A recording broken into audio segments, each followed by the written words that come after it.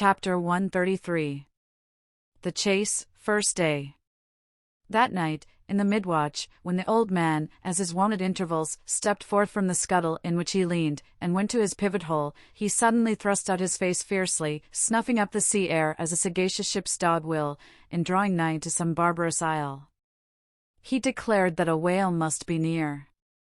Soon that peculiar odor, sometimes to a great distance given forth by the living sperm whale, was palpable to all the watch, nor was any mariner surprised when, after inspecting the compass, and then the dog vane, and then ascertaining the precise bearing of the odor as nearly as possible, Ahab rapidly ordered the ship's course to be slightly altered, and the sail to be shortened.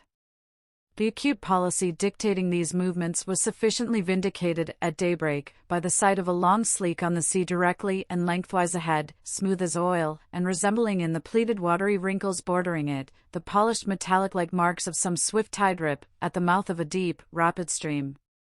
Man the mastheads! Call all hands! Thundering with the butts of 3 clubbed handspikes on the forecastle deck, Daggoo roused the sleepers with such judgment claps that they seemed to exhale from the scuttle, so instantaneously did they appear with their clothes in their hands. "What d'ye see?" cried Ahab, flattening his face to the sky. "Nothing, nothing, sir," was the sound hailing down in reply. "T'gallant sails, stun sails. Alow and aloft, and on both sides." All sail being set, he now cast loose the lifeline, reserved for swaying him to the main royal masthead, and in a few moments they were hoisting him thither, when, while but 2/3 of the way aloft, and while peering ahead through the horizontal vacancy between the main topsail and t'gallant sail, he raised a gull-like cry in the air. "There she blows! There she blows! A hump like a snow hill! It is Moby-Dick!" Fired by the cry which seemed simultaneously taken up by the 3 lookouts, the men on deck rushed to the rigging to behold the famous whale they had so long been pursuing. Ahab had now gained his final perch, some feet above the other lookouts, Tashtego standing just beneath him on the cap of the topgallant mast, so that the Indian's head was almost on a level with Ahab's heel. From this height the whale was now seen some mile or so ahead, at every roll of the sea revealing his high sparkling hump, and regularly jetting his silent spout into the air. To the credulous mariners it seemed the same silent spout they had so long ago beheld in the moonlit Atlantic and Indian Oceans. "And did none of ye see it before?" cried Ahab, hailing the perched men all around him. "I saw him almost that same instant, sir, that Captain Ahab did, and I cried out," said Tashtego. "Not the same instant, not the same, no, the doubloon is mine, fate reserved the doubloon for me. None of ye could have raised the white whale first. There she blows, there she blows, there she blows. There again," he cried, in long-drawn, lingering, methodic tones, attuned to the gradual prolongings of the whale's visible jets. "He's going to sound. In stun sails. Down topgallant sails. Stand by 3 boats. Mr. Starbuck, remember, stay on board, and keep the ship. Helm there. Luff a point. So, steady, man, steady. There go flukes. No, only black water. Already the boats there? Stand by. Lower me, Mr. Starbuck, lower, quicker, and he slid through the air to the deck. "He is heading straight to leeward, sir," cried Stubb, "right away from us, cannot have seen the ship yet. Be dumb, man. Stand by the braces. Hard down the helm, brace up. Shiver her, so, well that. Boats! Soon all the boats, but Starbuck's were dropped, all the boat sails set, all the paddles plying, with rippling swiftness, shooting to leeward, and Ahab heading the onset. A pale, death glimmer lit up Fedala's sunken eyes, a hideous motion gnawed his mouth. Like noiseless nautilus shells, their light prows sped through the sea, but only slowly they neared the foe. As they neared him, the ocean grew still more smooth, seemed drawing a carpet over its waves, seemed a noon meadow, so serenely it spread. At length the breathless hunter came so nigh his seemingly unsuspecting prey that his entire dazzling hump was distinctly visible, sliding along the sea as if an isolated thing, and continually set in a revolving ring of finest, fleecy, greenish foam. He saw the vast, involved wrinkles of the slightly projecting head beyond. Before it, far out on the soft Turkish rugged waters, went the glistening white shadow from his broad, milky forehead, a musical rippling playfully accompanying the shade, and behind, the blue waters interchangeably flowed over into the moving valley of his steady wake, and on either hand bright bubbles arose and danced by his side. But these were broken again by the light toes of hundreds of gay fowls softly feathering the sea, alternate with their fitful flight, and like to some flagstaff rising from the painted hull of an argosy, the tall but shattered pole of a recent lance projected from the white whale's back, and at intervals one of the cloud of soft-toed fowls hovering, and to and fro skimming like a canopy over the fish, silently perched and rocked on this pole, the long tail feathers streaming like pennons. A gentle joyousness, a mighty mildness of repose and swiftness, invested the gliding whale. Not the white-bulled Jupiter swimming away with ravished Europa clinging to his graceful horns, his lovely, leering eyes sideways intent upon the maid, with smooth bewitching fleetness, rippling straight for the nuptial bower in Crete, not Jove, not that great majesty supreme, did surpass the glorified white whale as he so divinely swam. On each soft side, coincident with the parted swell, that but once leaving him, then flowed so wide away, on each bright side, the whale shed off enticings. No wonder there had been some among the hunters who, namelessly transported and allured by all this serenity, had ventured to assail it, but had fatally found that quietude but the vesture of tornadoes. Yet calm, enticing calm, oh, whale! Thou glidest on, to all who for the first time eye thee, no matter how many in that same way thou mayst have bejuggled and destroyed before. And thus, through the serene tranquillities of the tropical sea, among waves whose hand-clappings were suspended by exceeding rapture, Moby-Dick moved on, still withholding from sight the full terrors of his submerged trunk, entirely hiding the wrenched hideousness of his jaw. But soon the forepart of him slowly rose from the water. For an instant his whole marbleized body formed a high arch, like Virginia's natural bridge, and warningly waving his bannered flukes in the air, the grand god revealed himself, sounded, and went out of sight. Hoveringly halting, and dipping on the wing, the white seafowls longingly lingered over the agitated pool that he left. With oars apeak, and paddles down, the sheets of their sails adrift, the three boats now stilly floated, awaiting Moby-Dick's reappearance. "An hour," said Ahab, standing rooted in his boat's stern, and he gazed beyond the whale's place, towards the dim blue spaces and wide-wooing vacancies to leeward. It was only an instant, for again his eyes seemed whirling round in his head as he swept the watery circle. The breeze now freshened, the sea began to swell. The birds, cried Tashtego. In long Indian file, as when herons take wing, the white birds were now all flying towards Ahab's boat, and when within a few yards began fluttering over the water there, wheeling round and round, with joyous, expectant cries. Their vision was keener than man's. Ahab could discover no sign in the sea. But suddenly as he peered down and down into its depths, he profoundly saw a white living spot no bigger than a white weasel, with wonderful celerity uprising, and magnifying as it rose, till it turned, and then there were plainly revealed two long crooked rows of white, glistening teeth, floating up from the undiscoverable bottom. It was Moby-Dick's open mouth and scrolled jaw, his vast, shadowed bulk still half blending with the blue of the sea. The glittering mouth yawned beneath the boat like an open-doored marble tomb, and giving one sidelong sweep with his steering oar, Ahab whirled the craft aside from this tremendous apparition. Then, calling upon Fedallah to change places with him, went forward to the bows, and seizing Perth's harpoon, commanded his crew to grasp their oars and stand by to stern. Now, by reason of this timely spinning round the boat upon its axis, its bow, by anticipation, was made to face the whale's head while yet under water. But as if perceiving this stratagem, Moby-Dick, with that malicious intelligence ascribed to him, sidelingly transplanted himself, as it were, in an instant, shooting his pleated head lengthwise beneath the boat. Through and through every plank and each rib, it thrilled for an instant, the whale obliquely lying on his back, in the manner of a biting shark, slowly and feelingly taking its bows full within his mouth, so that the long, narrow, scrolled lower jaw curled high up into the open air, and one of the teeth caught in a rowlock. The bluish pearl-white of the inside of the jaw was within 6 inches of Ahab's head, and reached higher than that. In this attitude, the white whale now shook the slight cedar as a mildly cruel cat her mouse. With unastonished eyes Fedallah gazed, and crossed his arms, but the tiger-yellow crew were tumbling over each other's heads to gain the uttermost stern. And now, while both elastic gunwales were springing in and out, as the whale dallied with the doomed craft in this devilish way, and from his body being submerged beneath the boat, he could not be darted at from the bows, for the bows were almost inside of him, as it were, and while the other boats involuntarily paused, as before a quick crisis impossible to withstand, then it was that monomaniac Ahab, furious with this tantalizing vicinity of his foe, which placed him all alive and helpless in the very jaws he hated. Frenzied with all this, he seized the long bone with his naked hands, and wildly strove to wrench it from its gripe.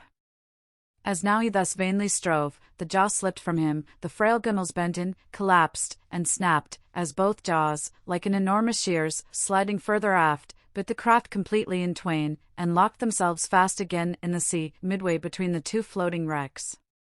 These floated aside, the broken ends drooping, the crew at the stern wreck clinging to the gunwales, and striving to hold fast to the oars to lash them across. At that preluding moment, ere the boat was yet snapped, Ahab, the first to perceive the whale's intent, by the crafty upraising of his head, a movement that loosed his hold for the time, at that moment his hand had made one final effort to push the boat out of the bite. But only slipping further into the whale's mouth, and tilting over sideways as it slipped, the boat had shaken off his hold on the jaw, spilled him out of it, as he leaned to the push, and so he fell flat-faced upon the sea. Ripplingly withdrawing from his prey, Moby-Dick now lay at a little distance, vertically thrusting his oblong white head up and down in the billows, and at the same time slowly revolving his whole spindled body, so that when his vast wrinkled forehead rose, some 20 or more feet out of the water, the now rising swells, with all their confluent waves, dazzlingly broke against it, vindicatively tossing their shivered spray still higher into the air. So, in a gale, the but half-baffled channel billows only recoil from the base of the Eddystone, triumphantly to overleap its summit with their scud. This motion is peculiar to the sperm whale. It receives its designation, pitch-poling, from its being likened to that preliminary up-and-down poise of the whale lance, in the exercise called pitch-poling, previously described. By this motion the whale must best and most comprehensively view whatever objects may be encircling him. But soon resuming his horizontal attitude, Moby-Dick swam swiftly round and round the wrecked crew, sideways turning the water in his vengeful wake, as if lashing himself up to still another and more deadly assault. The sight of the splintered boat seemed to madden him, as the blood of grapes and mulberries cast before Antiochus's elephants in the Book of Maccabees. Meanwhile Ahab, half smothered in the foam of the whale's insolent tail, and too much of a cripple to swim, though he could still keep afloat, even in the heart of such a whirlpool as that, helpless Ahab's head was seen, like a tossed bubble which the least chance shock might burst. From the boat's fragmentary stern, Fedallah incuriously and mildly eyed him. The clinging crew, at the other drifting end, could not succor him. More than enough was it for them to look to themselves. For so revolvingly appalling was the white whale's aspect, and so planetarily swift the ever-contracting circles he made, that he seemed horizontally swooping upon them. And though the other boats, unharmed, still hovered hard by, still they dared not pull into the eddy to strike, lest that should be the signal for the instant destruction of the jeopardized castaways, Ahab and all, nor in that case could they themselves hope to escape. With straining eyes, then, they remained on the outer edge of the direful zone, whose center had now become the old man's head. Meantime, from the beginning all this had been descried from the ship's mastheads, and squaring her yards, she had borne down upon the scene, and was now so nigh, that Ahab in the water hailed her, "Sail on them," but that moment a breaking sea dashed on him from Moby-Dick, and whelmed him for the time. But struggling out of it again, and chancing to rise on a towering crest, he shouted, "Sail on the whale, drive him off." The Pequod's prows were pointed, and breaking up the charmed circle, she effectually parted the white whale from his victim. As he sullenly swam off, the boats flew to the rescue. dragged into Stubb's boat with bloodshot, blinded eyes, the white brine kicking in his wrinkles. The long tension of Ahab's bodily strength did crack, and helplessly he yielded to his body's doom, for a time, lying all crushed in the bottom of Stubb's boat, like one trodden underfoot of herds of elephants. Far inland, nameless wails came from him, as desolate sounds from out ravines. But this intensity of his physical prostration did but so much the more abbreviate it. In an instant's compass, great hearts sometimes condense to one deep pang, the sum total of those shallow pains kindly diffused through feebler men's whole lives. And so, such hearts, though summary in each one suffering, still, if the gods decree it, in their lifetime aggregate a whole age of woe, wholly made up of instantaneous intensities, for even in their pointless centers, those noble natures contain the entire circumferences of inferior souls. "The harpoon," said Ahab, halfway rising, and draggingly leaning on one bended arm, "is it safe?" "Aye, sir, for it was not darted, this is it," said Stubb, showing it. "Lay it before me. Any missing men?" 1, 2, 3, 4, 5. There were 5 oars, sir, and here are 5 men. "That's good. Help me, man, I wish to stand." So, I see him. There. Going to leeward still, what a leaping spout, hands off from me. The eternal sap runs up in Ahab's bones again. Set the sail, out oars, the helm. It is often the case that when a boat is stove, its crew, being picked up by another boat, help to work that second boat, and the chase is thus continued with what is called double-banked oars. It was thus now. But the added power of the boat did not equal the added power of the whale, for he seemed to have treble-banked his every fin, swimming with a velocity which plainly showed that if now, under these circumstances, pushed on, the chase would prove an indefinitely prolonged, if not a hopeless one, nor could any crew endure for so long a period such an unintermitted, intense straining at the oar, a thing barely tolerable only in some one brief vicissitude. The ship itself, then, as it sometimes happens, offered the most promising intermediate means of overtaking the chase. Accordingly, the boats now made for her, and were soon swayed up to their cranes, the 2 parts of the wrecked boat having been previously secured by her, and then hoisting everything to her side, and stacking her canvas high up, and sideways outstretching it with stun-sails, like the double-jointed wings of an albatross, the Pequod bore down in the leeward wake of Moby-Dick. At the well-known, methodic intervals, the whale's glittering spout was regularly announced from the manned mastheads, and when he would be reported as just gone down, Ahab would take the time, and then pacing the deck, binnacle watch in hand, so soon as the last second of the allotted hour expired, his voice was heard, "Whose is the doubloon now? D'ye see him?" And if the reply was, "No, sir," straightway he commanded them to lift him to his perch. In this way the day wore on, Ahab, now aloft and motionless, anon, unrestingly pacing the planks. As he was thus walking, uttering no sound, except to hail the men aloft, or to bid them hoist a sail still higher, or to spread one to a still greater breadth, thus to and fro pacing, beneath his slouched hat, at every turn he passed his own wrecked boat, which had been dropped upon the quarter-deck, and lay there reversed, broken bow to shattered stern. At last he paused before it, and as in an already overclouded sky fresh troops of clouds will sometimes sail across, so over the old man's face there now stole some such added gloom as this. Stubb saw him pause, and perhaps intending, not vainly, though, to evince his own unabated fortitude, and thus keep up a valiant place in his captain's mind, he advanced, and eyeing the wreck exclaimed, "The thistle the ass refused, it pricked his mouth too keenly, sir, ha! Ha! What soulless thing is this that laughs before a wreck? Man, did I not know thee brave as fearless fire, and as mechanical, I could swear thou wert a poltroon. Groan nor laugh should be heard before a wreck." "Aye, sir," said Starbuck drawing near, "'tis a solemn sight, an omen, and an ill one." "Omen? Omen? The dictionary. If the gods think to speak outright to man, they will honorably speak outright, not shake their heads, and give an old wives' darkling hint, begone. Ye two are the opposite poles of one thing, Starbuck is Stubb reversed, and Stubb is Starbuck, and ye two are all mankind, and Ahab stands alone among the millions of the peopled earth, nor gods nor men his neighbors. Cold, Cold, I shiver, how now? Aloft there. D'ye see him? Sing out for every spout, though he spout 10 times a second.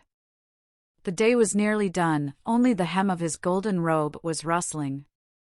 Soon, it was almost dark, but the lookout men still remained unset.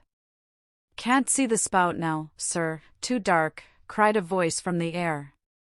How heading when last seen? As before, sir, straight to leeward. Good. He will travel slower now 'tis night. Down royals and topgallant stunsails, Mr. Starbuck. We must not run over him before morning, he's making a passage now, and may heave to a while. Helm there. Keep her full before the wind, aloft. Come down, Mr. Stubb, send a fresh hand to the foremast head, and see it manned till morning. Then advancing towards the doubloon in the mainmast, men, this gold is mine, for I earned it, but I shall let it abide here till the white whale is dead, and then, whosoever of ye first raises him, upon the day he shall be killed, this gold is that man's, and if on that day I shall again raise him, then, 10 times its sum shall be divided among all of ye. Away now, the deck is thine, sir. And so saying, he placed himself halfway within the scuttle, and slouching his hat, stood there till dawn, except when at intervals rousing himself to see how the night wore on.